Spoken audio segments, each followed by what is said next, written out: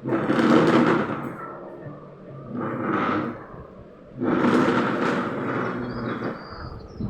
চুল খুব সুন্দর, ঘন কালো এবং লম্বা ছিল, আর সেই জন্য সবার লম্বা চুল ঘুরবে ঢাকা পড়ে যাবে। আমি ভাবেন গৌরীর শ্বশুর খুব অনিবার্য ছিল। শোনো বৌমা, আমাদের বাড়িতে ঘুমটা দিতেই হবে। ঘুমটা তোমাকে খেয়াল রাখতে হবে যাতে মাথা থেকে একটু না হয়। বড় বৌমা ঘুমটা দিয়েই থাকে।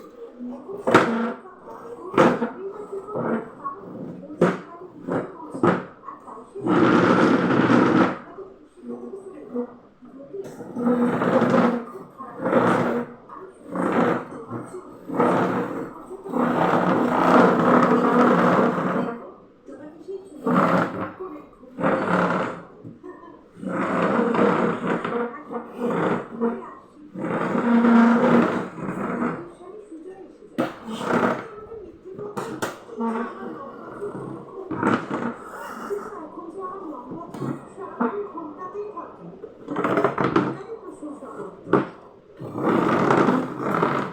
উদাস মন নিয়ে বললে, না, এরকম কোনো ব্যাপার না।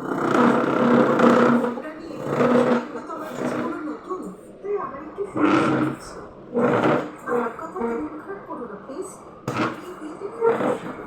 এইভাবে করে ব্যাপারটা সামলে নেবে যাতে সুযোগ খারাপ না থাকে। চুল বেঁধে রাখতে খারাপ লাগে। যখনই গৌরীর ঘুমটা একটু সরে যেত তখনই ওর শাশুড়ি ওকে কথা শোনাতো। বৌমা সবাই মন্দিরে যাওয়ার জন্য তৈরি হয়ে গেছে, তুমি শুধু দেরি করছো। ভিজে চুলে খোপাটা বাঁধতে হবে। মাও যাচ্ছে, কি যে করি। মা, গৌরী আজকে চুল ধুয়েছে, তাই মনে হয় চুল শোকাতে দেরি হচ্ছে। যাই বলুন না কেন, এত লম্বা চুল সামলানো খুব ঝামেলার কাজ। পেশেন্ট কি আর করবে? আজই কি মাথা ধোয়ার দরকার ছিল? যখন জানে কত লম্বা চুল তখন একদিন আগে ধুয়ে নিল না কেন? জানি না বাবা, আজকালকার মেয়েরা কবে শাশুড়ির কথা শুনবে। এবার যাও, গিয়ে বলো যাতে ঠিকঠাক ঘুমটাটা দিয়ে আসে। ভালো লাগে। এই শুনে গৌরী তাড়াতাড়ি যেমন তেমন করে চুল বেঁধে দিয়ে ঘুমটা দিয়ে দেয়।